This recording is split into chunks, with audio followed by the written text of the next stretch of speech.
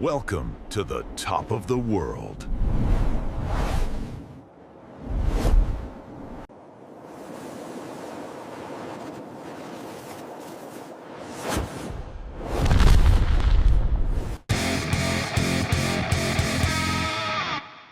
Hello, welcome back to Top of the World. I'm Simon, and we're still elbows deep in this Audi. Well, no worse, actually, because when I finished the previous video where I did all the timing and everything else on this 1999 S6 V8 4.2 ARS engine, I was made aware that I wasn't 100% correct. My timing, I was 99% on my timing, but the serpentine belt I had a guess on. Anyway, then a man called Jeff was sent to me by God. And in his pocket, he had all these PDFs, and he said, I've got all this right shit to tell you how to do this. Do you want it? I said, yes, please. So he pops it on over just a few hours after the last video went up. And I was 99% right. What I didn't know, and what the specification I didn't have, was the torque setting on the timing belt. And I didn't get the serpentine belt right. And I was kind of guessing there. Was I far out? Far enough that it weren't right. So, guess what? I've taken it all apart again. Let me show you. There we go. Have I taken that all the way off? No, I haven't, because I'm not taking those oil pipes back off. Nasty. Anyway, we're deep into it. Let me explain. So, in all fairness, the longest part of getting back to this was getting the crank lock in the engine. Well, I've done that. Okay, so torque settings. This is the manual tensioner, and I guessed at that, and that was the only thing that I didn't have the specification for. Everything else was right, so I was 99% there. But since I had the torque setting on that, and now I've got the torque setting 40 Newton meters just to give it that twice, I took it all apart, loosened the bolts back off again, both sides, all locked into position.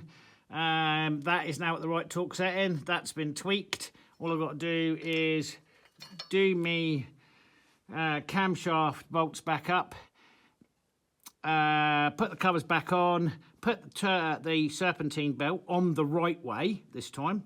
Right, so I knew it had to go a long way round the crank wheel, but it actually comes back this way. So I've just got to reroute that. So I'm going to do the bolts up. I'm going to put the serpentine belt on the right way, and I'll show you which way that is. And then we can put this lot back on. And I'm hoping I could have redone all that with the correct information in under an hour. Well, under 2 hours anyway. And the other thing that Jeff sent me over, thank you very much, Jeff, really appreciate that, was the PDF on the specifications for changing or topping up of the gearbox fluid. And I was sceptical with that because the transmission fluid cooler is higher than the transmission. So anyway, I've got that. Right, now I've torqued that to the right settings, I'm just going to put all that back on.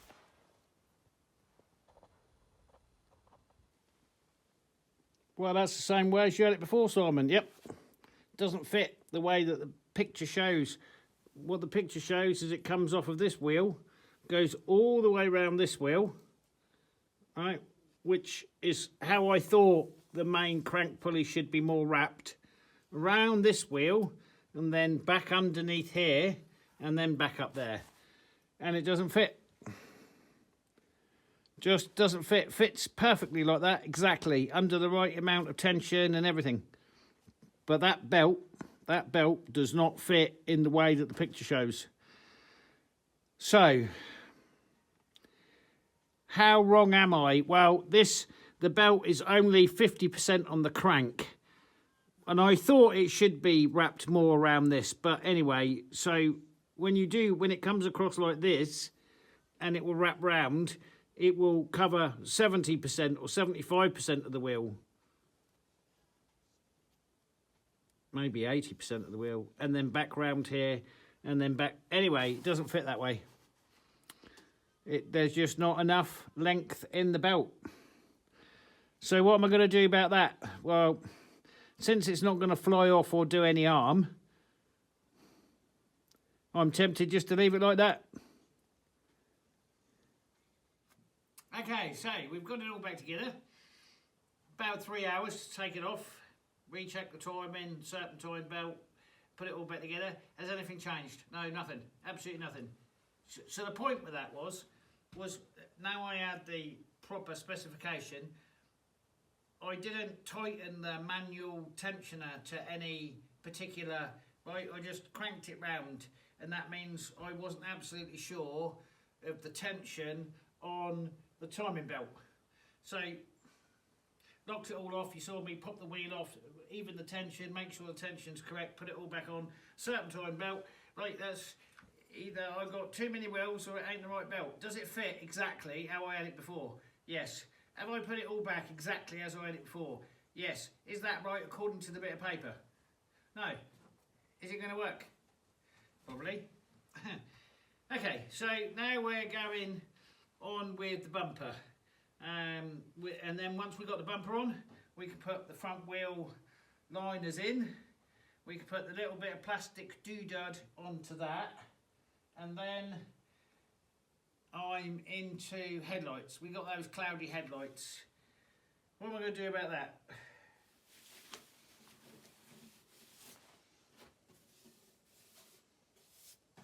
You know what I was thinking? I put the bumper back on and I put the wheel liner in the other wheel. But I've got this wheel liner out and I've just taken out one of the vacuum chambers, and I can get to the inside of that, and more importantly I can see the shape of the wing. And I'm going to see if I can just make this better. I can't just cure it, and really the wing needs replacing.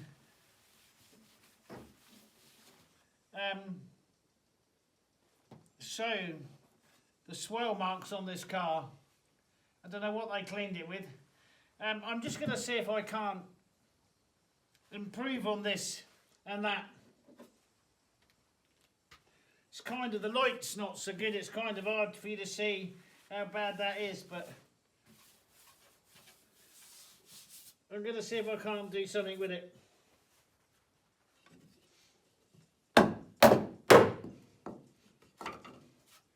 Well,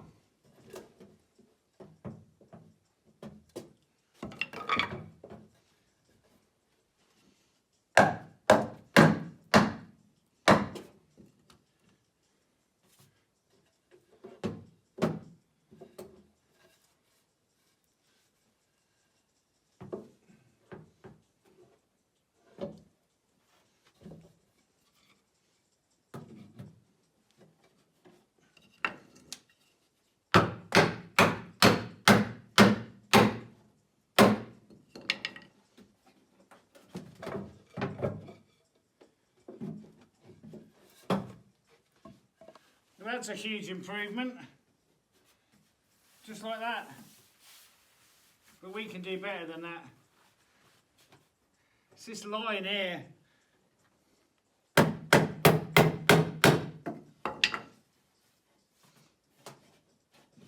Don't crack the paintwork. Come on.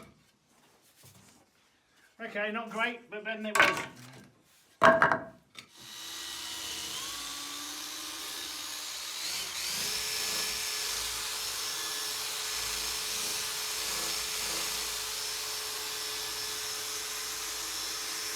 Great.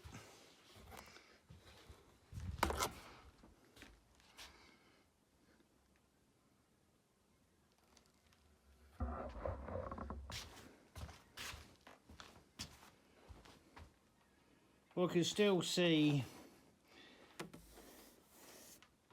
it ain't right, but that's where we started. Well, that one was worse, right? And this is where we are after our first grind. This is my third go on this, and I'm using a mixture of both of the different grinding pastes I've got.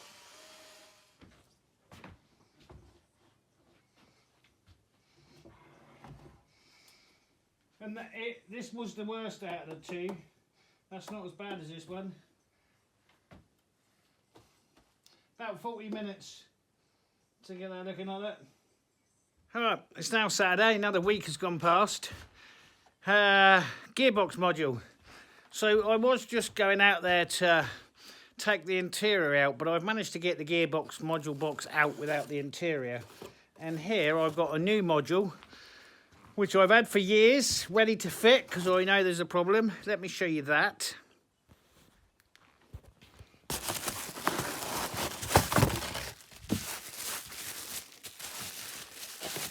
Right, so this is a brand new gearbox module, ready to be installed. We're going to check the numbers marry against what we've got, but I'm sure they do in this box. But most importantly, let me show you. Now, I had to put a jumper wire in 9 years ago because there was a fault on the gearbox module without me even knowing what I was doing. I just got to it, opened it up and found an issue. However, there is such a level of corrosion in here. I want to show you this. So there, that piece of wire sticking in there, that's the jumper wire cable. That's what I did to make it work. But I do know it didn't look like this. Right, so before we put the new gearbox module in, we have some work to do on this. We are in the drinker's side footwell, passenger side footwell, bearing in mind the steering wheel's on the wrong side. Anyway, there is masses and masses of cables that run through the bottom of this car, and we can see the issue here. So this pin that I replaced, all right, that's better. That pin that I replaced with a piece of wire all those years ago, managed to get it running. But there's an underlying issue here. Has water penetrated in here through this rubber? Must have done at some point. Is there any moisture underneath the carpet or on the front? None. But we need to make that look like new again. Otherwise, we're just going to transfer the problem from here back to the new module. So, I've got some work to do here. Let me start to clean all this up before we fit the new module. We've got the details on this one, so, you know, this is quite corroded. I can't say this has not been sat in water, because I'm sure it has.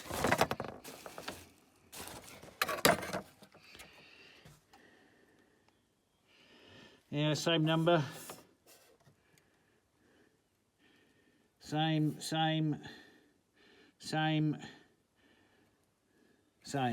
Okay. Except this one was made in Germany and this one was made in Hungary. There. It's not new or perfect, but it's a vast improvement on what it was. So we've cleaned out the box, and now we can not install that one, but install this one, seal all the box up and put the interior back together. So we're on fluids now. We filled this up to as much as I can get in it with the G12 pinky stuff. Can't get any more air out, so we've got to wait for the stack to open for it to walk all the way through. So capacity is supposed to be 8 litres, it's got 5 litres in it. Engine capacity oil is supposed to be 8 litres, I've got 7 litres in it, and it's on a line. We've got to let the oil filter fill up because we couldn't pre-fill the oil filter because it's on the side. Gearbox, okay. So my man Jeff, he sent me over the technical doodads on this specific gearbox. Right.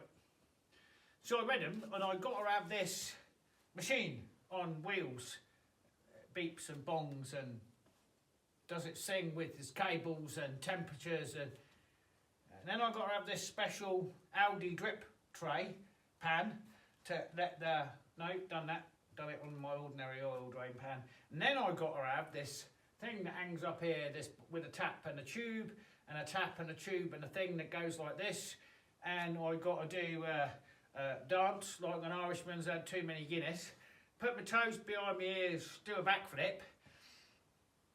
No, I can't do any of that. So what I have done is I have got a funnel with a bit of tube, and I've attached this bit of tube to another bit of tube, and then I've got a bit of electrical conduit and put a bend in that like that, and I've got this. Is it anything like what Audi's show you should have? Nothing. It's not even close. So, anyway, so I've managed to get the drain plug out, which definitely wasn't in there at 20 Newton meters of pressure. It was definitely in there at 100 because I used 2 bars on it, and when it finally let go, it went bang, and I was absolutely sure I'd have destroyed the whole thing. No, got it out. So the gearbox now has no fluid in it, right? So this stuff here, this says ATF on it.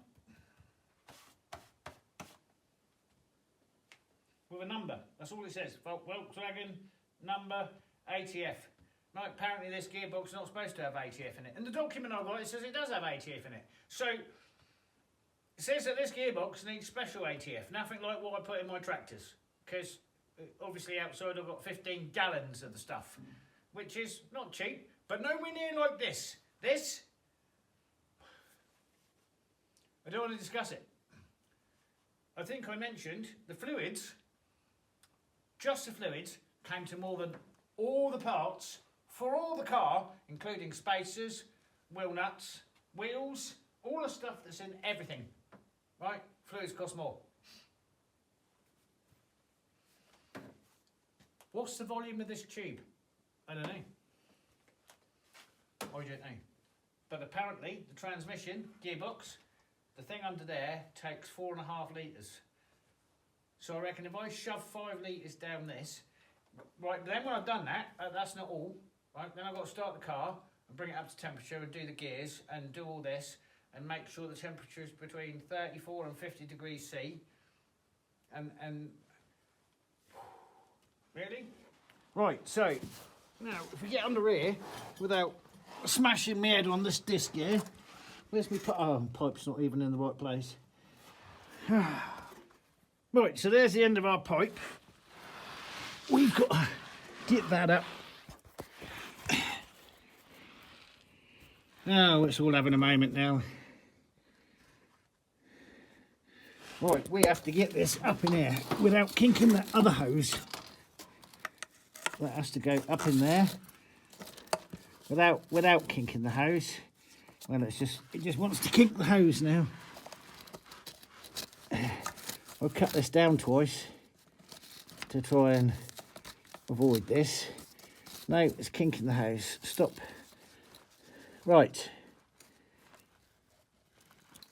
You're not even up the right way, are you? Okay. That should be that. So that's up there. That's got a little bit of a kink in it, but there's not a lot I can do about it. It's just a kinky hose. Kinky hose. Right. I'm sure there's a joke there somewhere. Okay. Do I know that the funnel... Oh, you're upside down, for fuck's sake. Do I know that the funnel's now on the floor? So now I've got to get a bit of wire. Right. And then concoct something for this to go here. And then I've got to put... So we'll get a bit of wire and hook that up. Right, why do I feel like I'm in the land of Heath and Robinson? I don't know, Simon. Well, I don't smell like any ATF I've smelt before.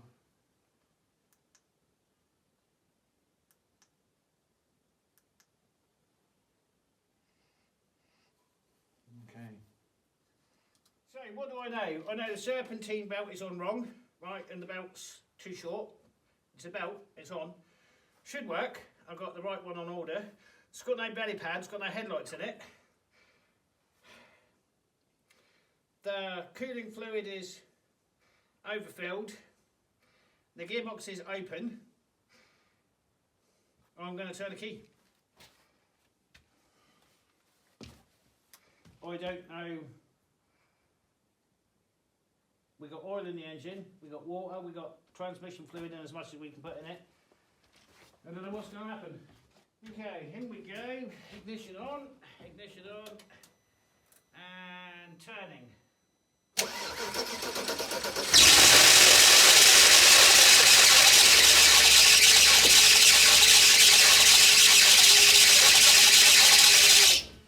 Okay, that's the serpentine belt. That's not happy. That's not happy at all.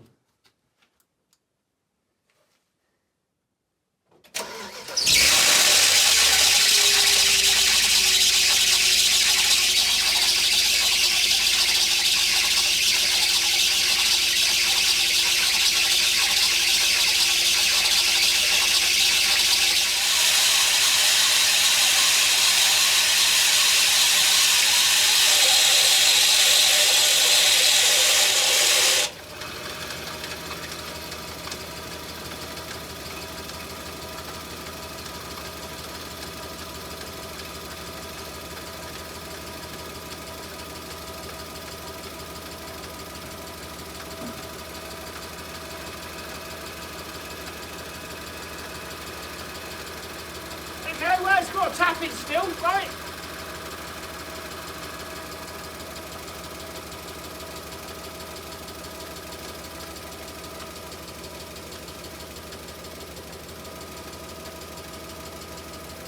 Every man that's got machinery with belts needs a can of this.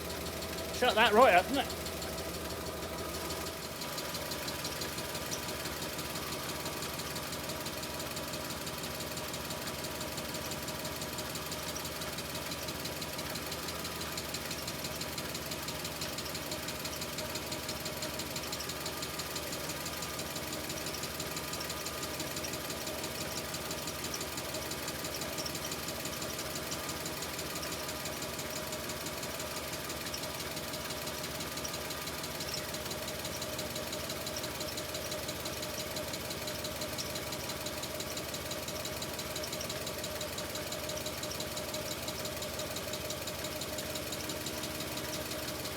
Yes, one of the lifters at the back there.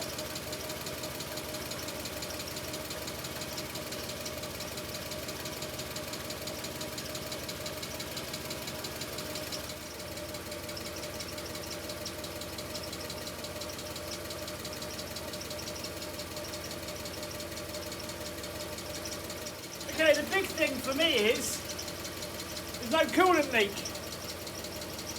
I'm going to run the gearbox through its cycle again, and then we've got to check temperatures. Sees, no warnings, no nothing. Look at that, a completely light-free dash. It's quite amazing. So while we're here, foot on the brake, feels a little soft. And then go reverse, neutral, drive, 4, 3, 2, neutral, drive, Tiptronic. So you can change gear Tiptronically here or here. Neutral, reverse,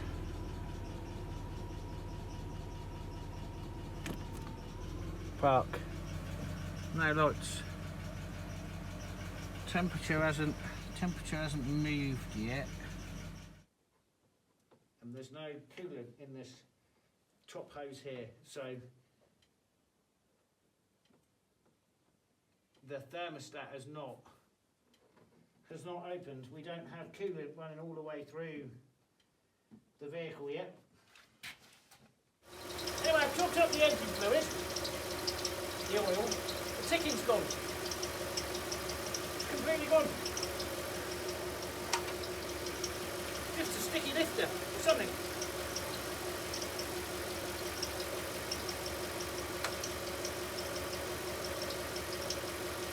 Yeah. It's all there. Completely gone. Sounds really good. Sounds really good.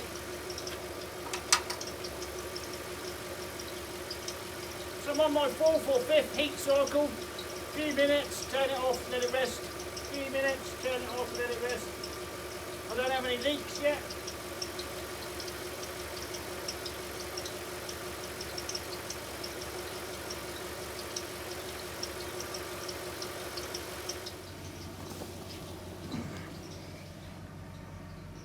We got good water temperature, we got oil temperatures coming up. Everything just seems to be happy. Yeah.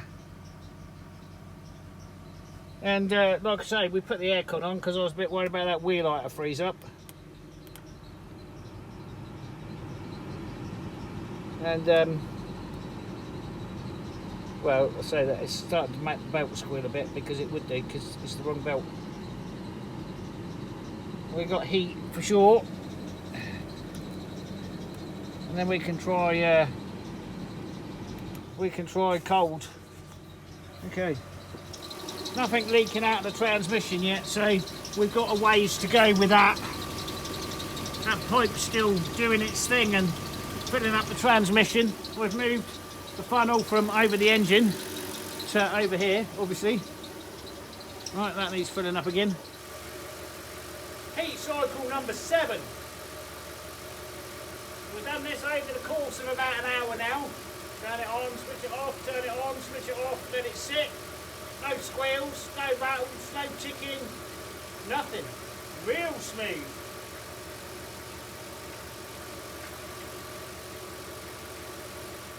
Alright, I know some of you have been eagerly awaiting the continued updates, and it's been, I'm going to say, 10 days since, because of the parts and reparts, and it's a struggle, and it is completely dark outside, even though it's, I don't know, 8:30, 9 o'clock in the morning. Right, so parts. I'm stuck on some of the smallest things. So ordering the new serpentine belt. The serpentine belt for the car against its part number, attempt number 1. I don't know what kind of serpentine belt that would fit, but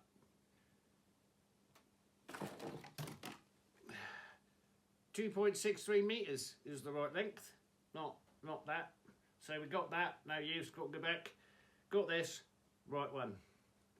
Okay, so we have that. So that's a huge step forwards, because it won't run without that. I haven't started it since the last video, so it's been sat out there for 10 days, quiet. We put that back on our pile of returns, and then, okay, oh, it's been so long I can't remember what they're called. The vacuum sucker for the advance and retard air inlet.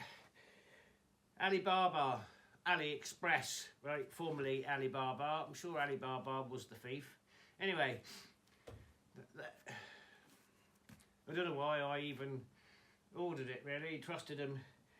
So I had to wait for this thing to come from China, and it was an inch long, tiny little black bar. Even though I double checked and ordered, and I was just, what even, now these things, I've seen them anywhere between $345 and $845.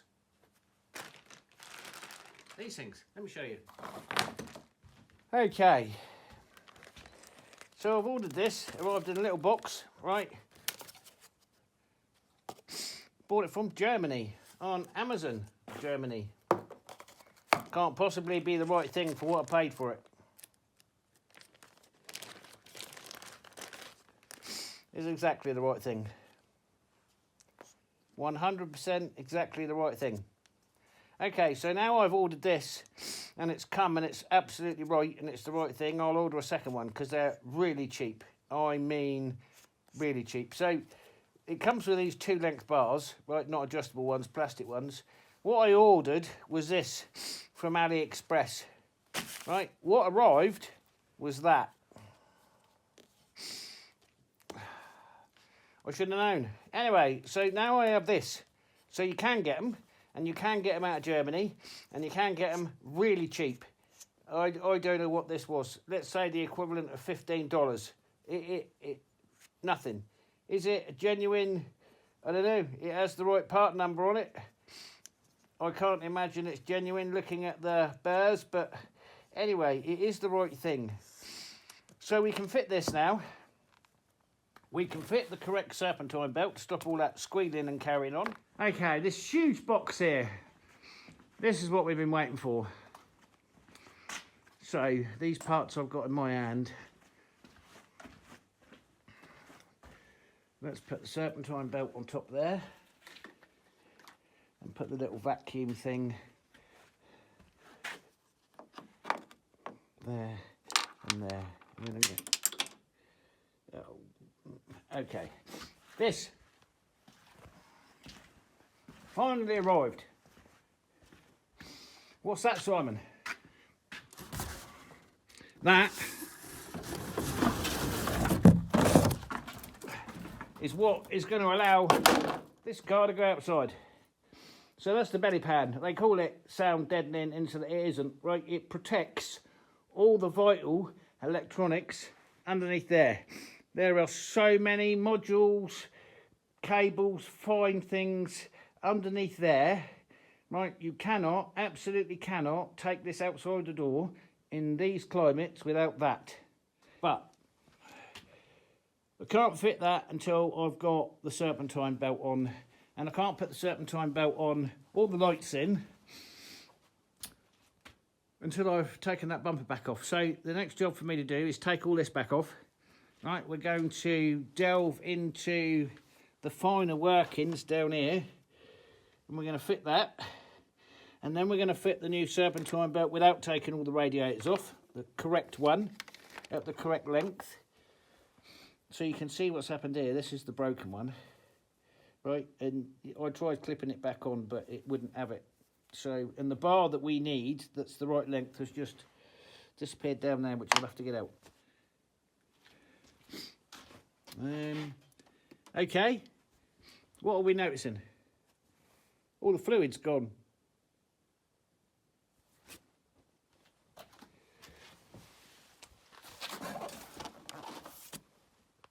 And it hasn't come out the bottom. I mean, you can't see that. Okay, that's interesting.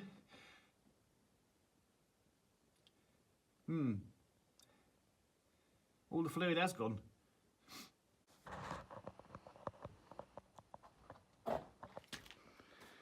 Oh look, looks familiar. Okay, I'm an hour and a half into breaking this thing back down again. Right, because whilst I got the bits to finish it off, we're right back where we started from, right from the very moment I put fluid in it in the trailer and it ran out. And all the way through this work, for weeks and weeks, I've still had this underlying concern about the fluid system on this car, the coolant system. And I thought, when I discovered this rim on this, I thought I'd answered my question. No. So, I've been repeatedly looking over this car trying to chase this leak. Let me show you what I've got here. Right, so the water is, or the coolant is dripping from the oil pan. Okay, so what we know is it's coming from above the bottom hose, which is all the way, over here, right? So my concerns about possible fluid coming out the bottom hose as a result of the freezing was unfounded. I haven't touched this for weeks. Ever since we did the start up, so between the end of what you've just seen and now has been weeks. The whole of Christmas has come and gone, New Year's come and gone, the snow ploughing, all the other things I've got to be done because I've got this water leak. All the water's gone. Well, all of it, most of it. Most of the coolant has gone. So, have we got it apart again? Oh, yeah. if I carry on doing this, I'll be an expert. Here we are, back where we were 6 weeks ago. Right, I had convinced myself the coolant was coming from the water pump. You know these repairs I did? No, it isn't. It's not. I had convinced myself it was coming from here, but it's not. It's completely dry. There is absolutely zero fluid there. So I'll remind you, it's leaking from this ridge here, right? But just behind the alternator, you can see that. Where is that drip? Right, you can see that drip there. And I can't trace that up any higher because this new alternator is in the way. My God, that is... Right, I'm going to have to take it out because I've got to trace the leak up. So, now we're back into here. Lovely. Just, I couldn't wait to get that open again. Okay, so what we have done, in the meantime, while we've been waiting, we got new ones of this and this. Right? Brand new ones, 2 of them. Here we go. These are $845 each. And well, never in my life. Anyway, I paid €20 each for them. So we're going to renew all of this. We've got new bars, new clips, new this, new all of that. We're going to do that while we're in here. But I'm chasing this water leak. That's what I'm doing. So the next step is, I've now got to take that alternator out. Because I need to know where we're leaking from. Thankfully, we're not in there. Because that means I haven't got to take the timing belt off again. Because what I thought it was coming from the bottom of this water pump under pressure. And therefore, we've got to drain the engine oil and go through the whole, locking the engine off in the timing position, taking the belt off, taking the water pump off, and dealing with all that. That's not where it's coming from. And since I forced it to leak just a while ago, so that there was fresh fluid here, it's coming down from up here somewhere. So that's the leak point there. Well, it's not the leak point, that's where it's sitting on the top of the engine pan, somewhere on this lip, and it's running from somewhere. So I guess we take the alternator out so that we can see up in here somewhere, because you'd think it was coming from this mess here. Right, I can't get this. I don't know what we do about this long term. This is the bottom radiator hose there, and it comes up to that there, which it's not leaking. Doesn't look good, but it's not leaking. So what have we got just above there? Well, obviously there's the engine block itself, right? We've had this concern right from the off. There's the engine block itself, and then there's this. This is a water pipe here, coolant pipe, but that's not leaking, right? Nor is any of that. So then we've got the exhaust manifold. Well, I can't imagine what is leaking between the bottom of the exhaust manifold and the top of the generator, other than the block itself. This is water here. So what's that? That is the thermostat housing. Oh yeah, the thermostat housing. The thermostat housing. That's right, that is the thermostat housing. I wonder if it's... I'm doing all this thinking whilst I'm... Could it be somehow leaking down there from the thermostat housing? You haven't got much time before it dries out and then you can't see where. See, that all looks dry in there. Right, that's that dropped.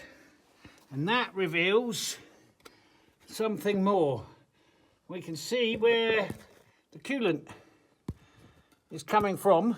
Now, we got more of an idea now than we had before, because it's travelling up underneath there somewhere.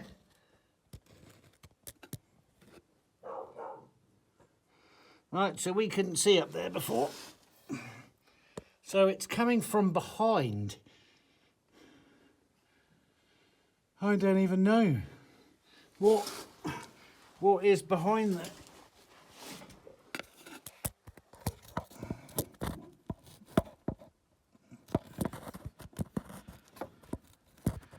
Coming from up in there somewhere. Okay.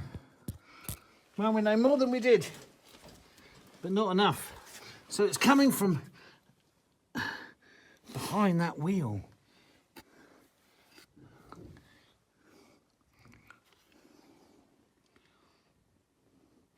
I don't know. Is it the thermostat housing? Let me investigate a bit. Okay. We've got bad news, and bad news. Wherever that leak is coming from, it's not a pipe or a connection. I believe it's coming from behind all of this. Now, I don't know if water flows in or around the inlet manifold. I don't. But what I can tell you is the leak is coming from behind all of this. Everything that you see there, it's not the thermostat housing, it's not the water pump. It's way, way deeper. So you can see how it climbs up here. It goes behind all of that framework. All of this bolt-on aluminium onto aluminium back to the block. So it's inlet or block. It's not. I don't.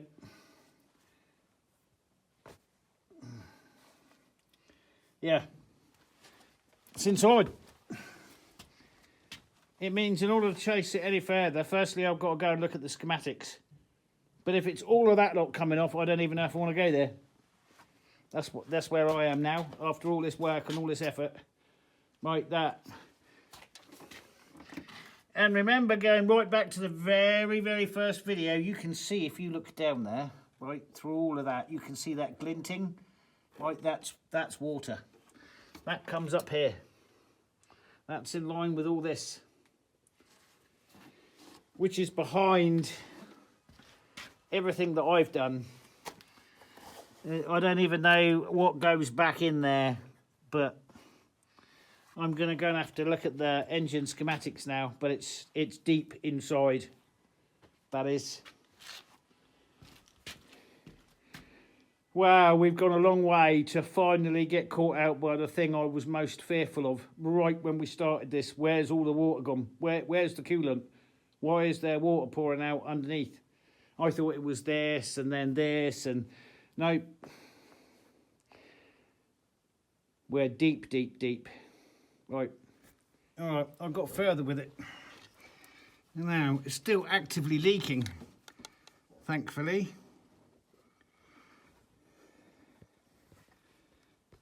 I don't know if this light on this is even good enough. Right, there you go, you can see, you just see a bit there. See the pink? Right in the middle of the screen. Right. So, what is that? Well, it's right back in there. It's behind this, behind the flange, behind that. It's behind all of that.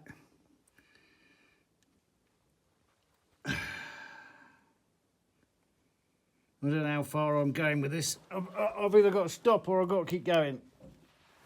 Obviously, they're my two options.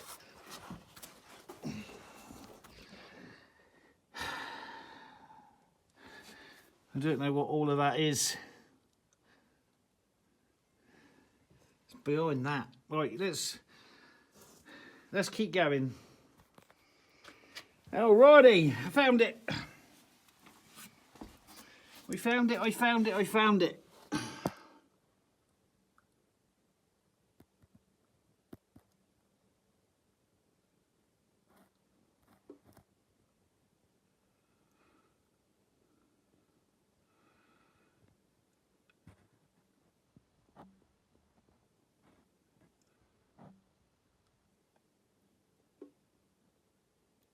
Okay, so what's that?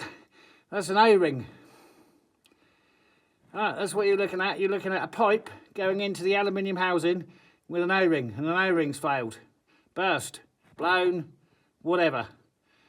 Okay, so now I'm going to show you in real time, in real terms, what all that is and how we get into there. Can I do it with the engine in the car? I don't think so. I don't think so, because whilst we can see this bolt here and that bolt there, what you can't see, or you might be able to see, is that one. Right, and then we've got a coolant pipe here.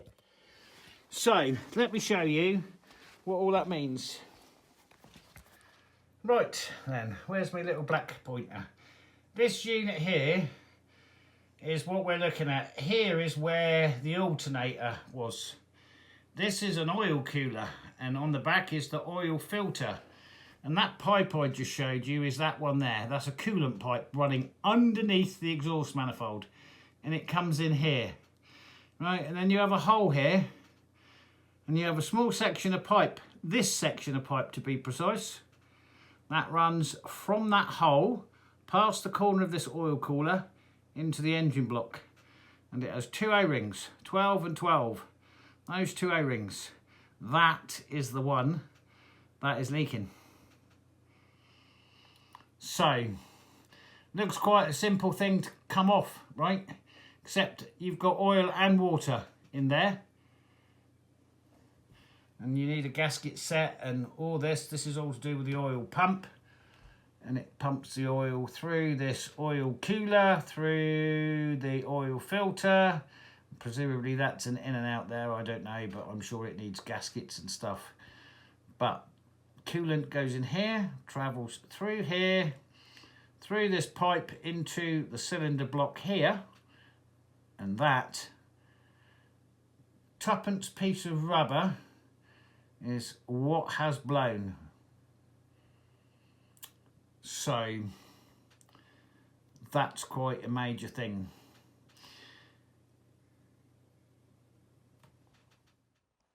Right, where am I then? In a mess. All this lot's out. Right. We've cracked that one there. And I've cracked that one there. So we've got this problem of this back one. Right, so you can see now, I have an 8mm Allen key that I've straightened. I've heated it up in the vise and I've straightened it. Because it's the only... I've got all these different knuckles and stuff that I'm trying to get on it. So I've got that Allen key in there. There's this end of it. And I've used a bar and I've pushed it in.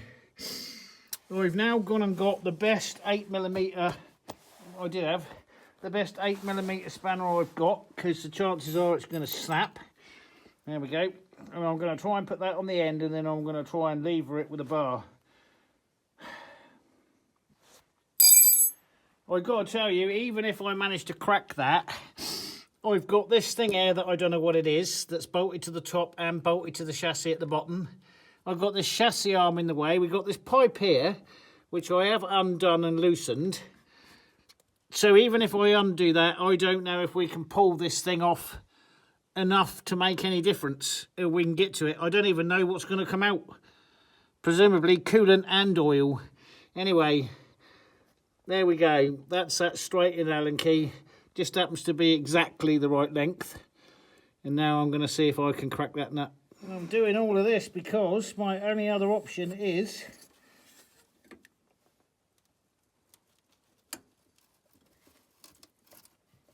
to remove the engine. Oh, that's tight.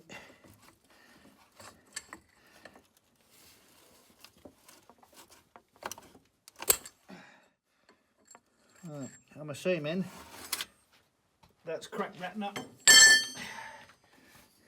Break a wire in there because you'll probably realise where you've broken it. Yeah, that's gone. Okay. Right, that's the most difficult bolt you could possibly imagine without taking the exhaust manifold off, and I don't think you could even get to the exhaust manifold.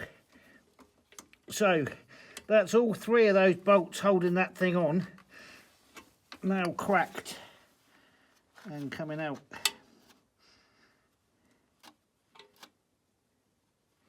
Okay, so in that hole there, that's where I said I could see this pipe leaking. I got all 4 bolts of this off now. There was 4, right, but it's still being held in by another thing and another thing. But as if any further evidence was needed, look what happens when I lever that off.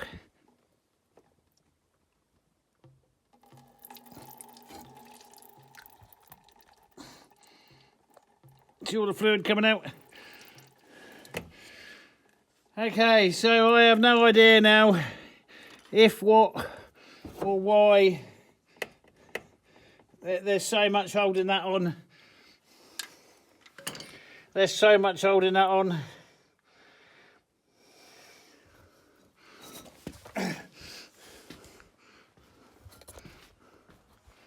So if we need another perspective of how just impossible huge engine squeezed into this tiny car, and I'm trying to remove this that goes all the way back. I've drained the oil, I've taken the oil filter off. I've got this thing to... Anyway, definitely not designed to come off while the engine's in place, that. I've now put a jack underneath to hold the engine up, because we're going to have to take that other engine mount off, or whatever that is.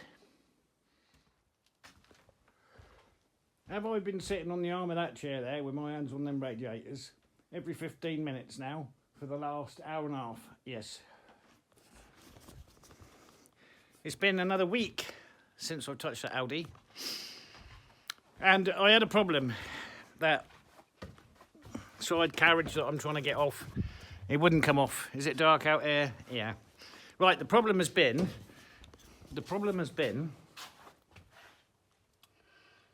we have been stuck for a week now between -25 and -33.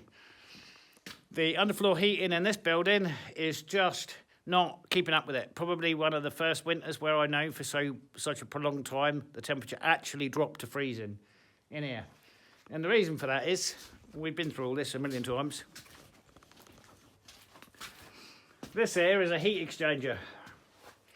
And this takes the hot water from my furnace incoming at 40 degrees, not good, admittedly, and it transfers the heat between that and all them pipes down there that go into the underfloor heating. I know you can't see very well. My outgoing water temperature into the floor is only 6 degrees, and it has to heat up this whole vast amount of concrete. Well, that's never going to work. That's absolutely never going to work. Do I have an alternative? Yes, there is a electric heating element on the top of there, which is designed as a booster, but I can't turn it on. I can barely afford the electricity cost there as it is without turning that on. So normally, under normal circumstances, this building sits around 8 to 12 degrees, which is fine. But the other problem I had, because I couldn't get that thing any closer or further away from the door, is we're just on the other side of this door. So this area here has been freezing or below now for a week. Do we want to look at all this? Oh my God, I can't even begin to tell you what a massive cock up I've made. Right, see all these random bolts, nuts and stuff lying around? Right, I have no idea now. I have no clue where all that goes. I've got everything randomly lying around, which I would never do, ever. Right, normally I lie everything out with the right bolts, and no, I've just, so I don't know. So there's 2 bolts there, you can see those 2 there. Where do they go? I've got no idea. What about these bolts over here, Simon? I think they might go to the alternator, but I'm not sure. Anyway, so in order to get as far as I've got, we've had to straighten out an Allen key. We've got all manner of other little things that we've been using to get in there. And I could only find four bolts on this thing. No, there's 5. So under there I've got there, you can see wherever that is. Oh my God, you can't see. Extra light. Under there you can see there I've got a cut down Allen key, because thanks to doing further research, so this pipe in here, right, that I've said up here, you can see it. You can see it. You can just see the black bit of it there. Right, I was of the understanding that was an O-ring blown in there. No, I'm assured that water pipe there, which transfers all the water between the engine and the pump and everything else, is plastic. And it's a known fault on these behemoths rammed in this tiny car. Okay, so the consequences of ramming such a big engine in such a small car, and the way that Audi made this engine, right, we can see oil now. Right, there's a new one. Now we've got oil dripping down. It's underneath here. Can you even see it? Oh, where are we looking?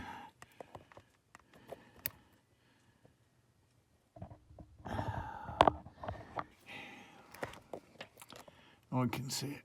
I can see it. Right. What I can't do is use both hands under here. Right, there. There. That bolt. You've got such a short amount of room. The only way you can get on it from under here. It's taken me an hour and a half to crack it. Right, now I've got to take it out. We can see oil dripping out here now. So now I've got to remove that, which is the last bolt holding this whole thing on with oil dripping. Anyway, and the other problem I've got here is we're about 2 degrees above freezing here. So I can only be under here, bearing in mind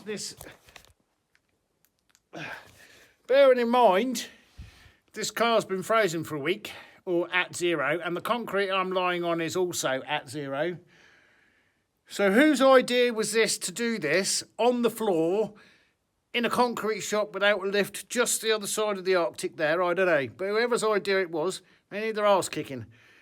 Right, let me see if I can get this last bolt out.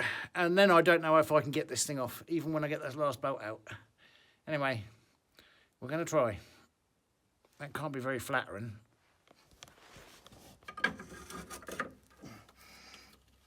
Should I be levering on this like this? No, I shouldn't.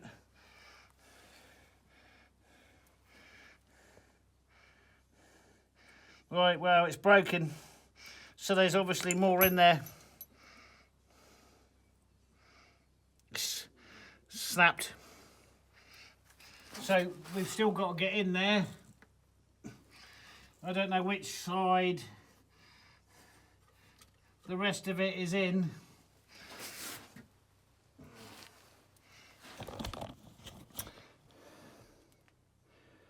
That's the problem. I don't look very good at either end, if I'm honest. Right, so that's a small bit of plastic pipe which goes in there, and that's the cause of all that problem. So I'm led to believe you can now get that as a replacement in aluminium.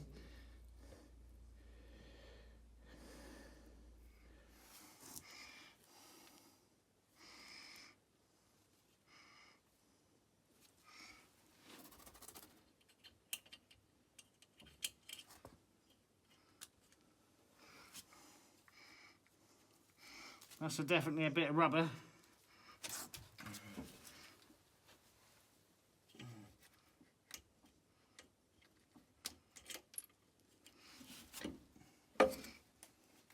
The other bit.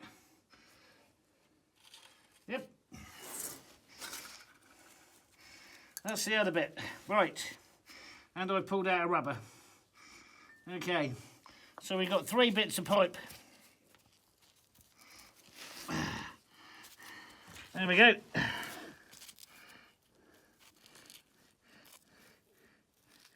That bit goes on there, yep. And that bit goes on that end. So, there. What a mess. Oh my God. Right, so those bolts there, I know what they are. They hold that bracket on and there's a bolt still in there. Right. So, we need to get one of those and the O-rings that go with it, or the sealing rings. Well, that's taken a week to get that out. I mean, this has been sat in there for months now. We've had it apart, and put it back together, and had it apart, and put it back together, and had it apart, and put it back together. And here we go. And this is where the fluid went. So when I pulled it out of the garage and we put it on the trailer and brought it back here, going right back to the first video on this, and we poured the water in, and all the water poured out. There you go. And I knew this, I was sceptical of this right from the start of this project. I knew that water didn't evaporate. Well, it wasn't water, coolant didn't evaporate. So let's take a closer look at what we got here. Just to make sure. That's definitely that bit, right?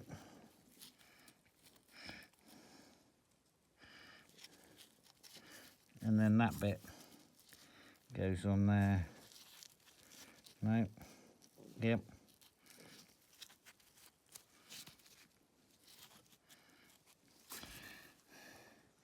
That's what we're looking at. And then the seals, this must be where the seals go. In those two grooves, one groove there, one groove there. It broke on the weakest part, which is where those seals are. All right then, let's see if we can find one of those.